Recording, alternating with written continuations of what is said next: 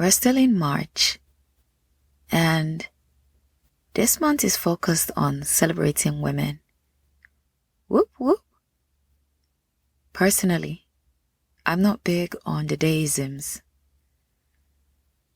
I don't celebrate Mother's Day, International Women's Day, or any other day dedicated to a specific group of people.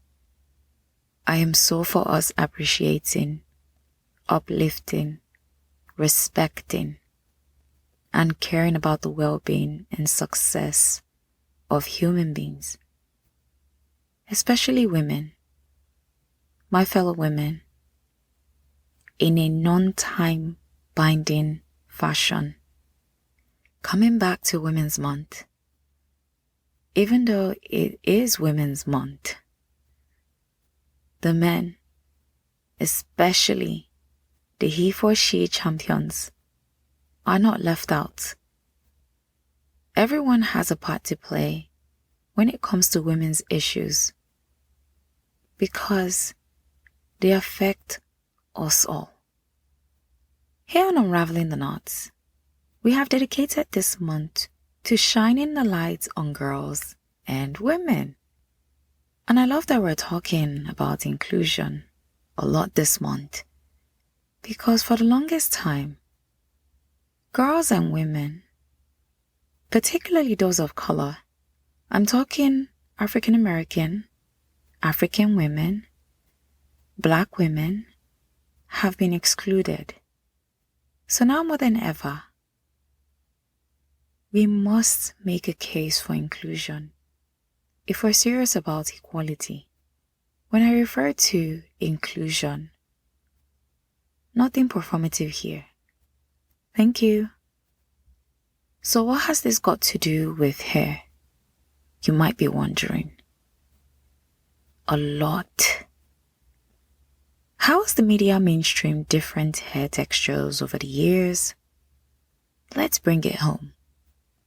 How have people with Afro-textured, coily, kinky fussy hair been portrayed on television, in films, books, magazines? Now let's move to real life. How are children treated in schools?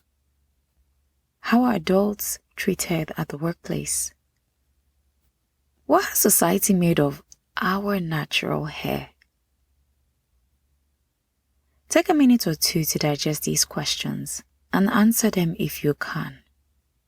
Some of the answers are undeniably uncomfortable. I know women who have had to hide their natural hair under straight wigs to look more presentable in corporate America.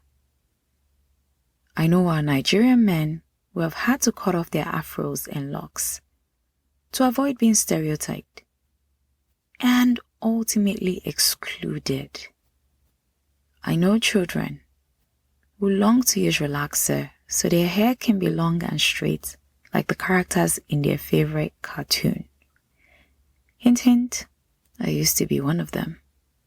I can go on and on, but you get the point. So today, in addressing some of these challenges, I'll be celebrating the beauty of some of our natural hairstyles. Rather than complain that the media is not doing enough, I intend to use this platform to add positively to the discourse surrounding natural hair. I will be going down memory lane to celebrate the Nigerian schoolgirl Hair-Xperience. The weaving, the threading, the weekly hairstyles, the interesting and funny names, the nostalgia of it all. Come with me.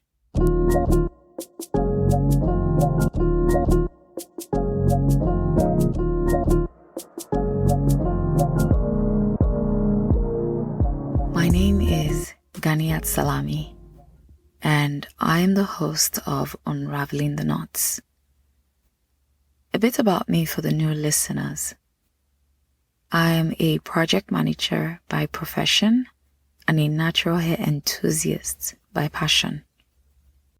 I love bringing you hot and fresh new episodes every week. Unraveling the Knots has a good mix of everything.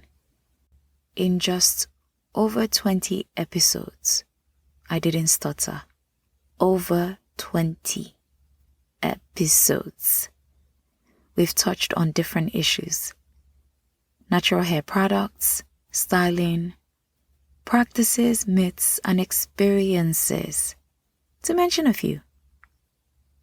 So please check out past episodes when you're done listening to this one. Also, if you're thinking of going natural, or you are newly natural, or you know someone who falls into this category, please recommend and forward links to Unraveling the Knots. T for thanks. Now to our topic today, of weaving and threading, celebrating a Nigerian schoolgirl Hair-Xperience. I'll give some context for the benefit of our listeners in America and those tuning in from across the globe. Growing up in the 80s and 90s back home in Nigeria, it was commonplace for primary, aka elementary schools, and secondary, aka junior, middle, and high schools, to set weekly hairstyles for female students. Sometimes it was the head prefect or head girl. Other times it was the school management. Once they called the hairstyles for the week, you did it. No questions asked. And if you didn't, you would face the music, i.e., get punished. The other way around it was to maintain a low haircut. And thinking back now, there were some schools that mandated everyone to cut their hair. Anyway, we usually just hoped for nice hairstyles that would flatter our faces and the shape of our heads. And one more thing. It had to be your natural hair. No extensions or attachment. In following the hairstyles, most students had their hair woven, but some still managed to achieve the same style, but with threading using Chinese black thread or black rubber thread. So what were some of these styles? Let's start with some of the basics. And for reference, I will share pictures of these hairstyles on our Instagram page.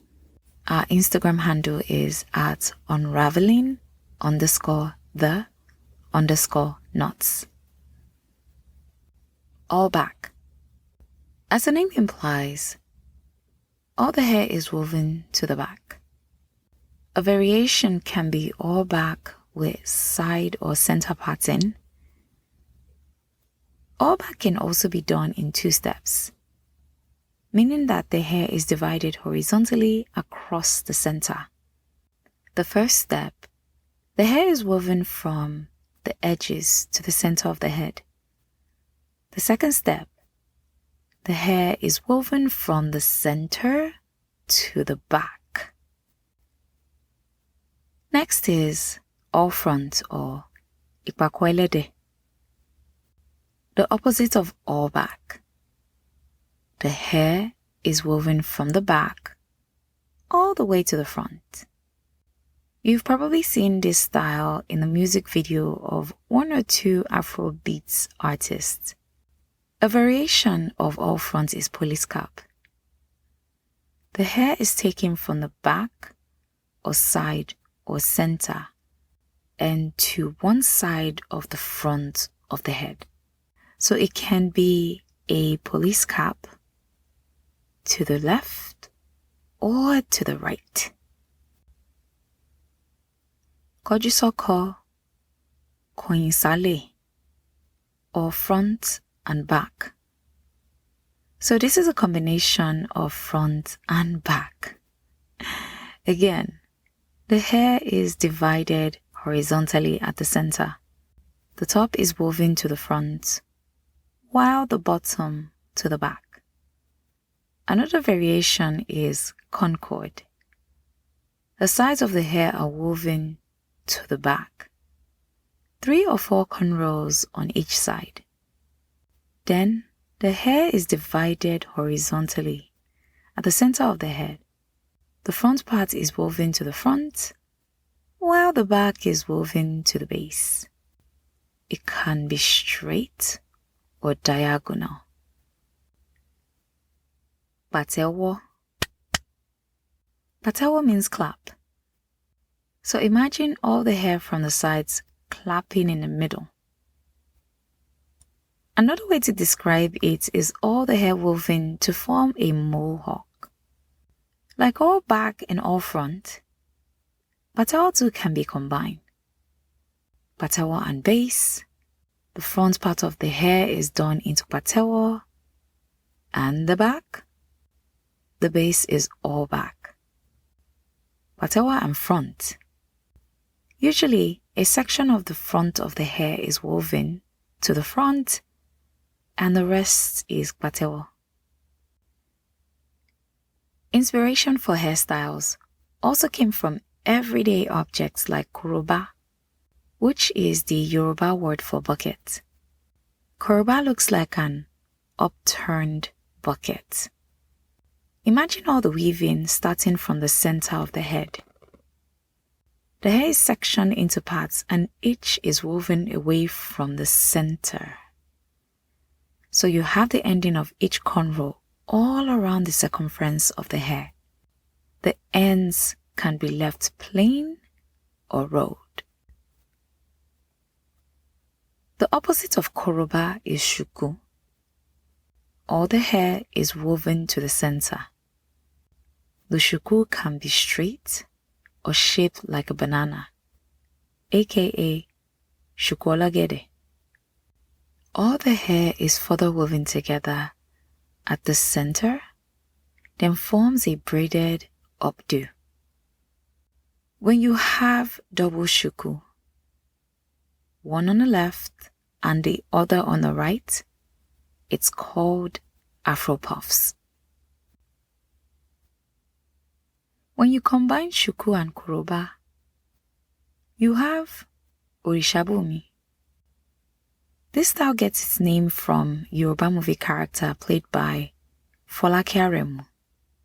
Shuku is at the center, while the rest is koroba. Who is in the garden? It's a mix of police cap and shuku, or shuku and all back.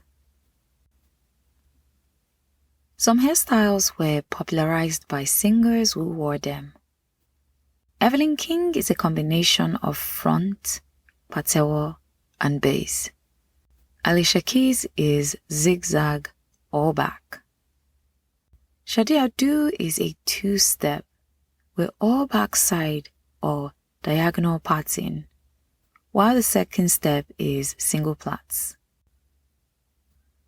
Single plaits go by different names, such as rainy season, calabar, feathers, and Bob Marley without attachments or extensions. Mfi, the Ibibio word for periwinkle, is a form of Bantu knots, usually made much smaller. Periwinkle is twisted and rolled vertically for height. It is also sometimes done with Chinese black thread or rubber. Now let's move to Irunkiko, which is Yoruba for hair knotting with thread. A popular hairstyle is the pineapple. The hair is sectioned into smaller parts, wrapped with thread, and bent to look like pineapple skin. The basket hairstyle starts similarly to the pineapple, but the hair is gathered together and woven into a basket in the middle. Onile Gogoro is Yoruba for a tall building. Picture all the threaded hair coming to the middle, almost like a shuku, and shooting up in the air like a skyscraper. Which one of these school hairstyles was your favorite? Which one have you made as an adult? Which do you plan to make? If you want to find out more about Nigerian hairstyles, check out the works of Nigerian photographer J.D. Okhai Ojeikere, who dedicated much of his career to documenting hairstyles in Nigeria after the country's independence from colonial rule in 1960. Hope you enjoyed listening to this episode. I sure enjoyed hosting it. Get in touch. We are all ears. Send an email to utkinhair@gmail.com. On Instagram, DM us. Follow and engage with our handle, unraveling_the_knots. Unraveling is spelled UNRAVELING.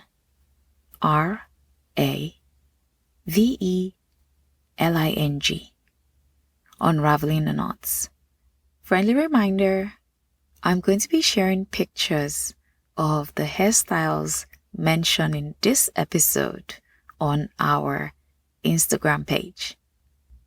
Don't forget to show Unraveling the Knots some love. Rate us wherever you get your podcasts, and also share it with others. Thank you.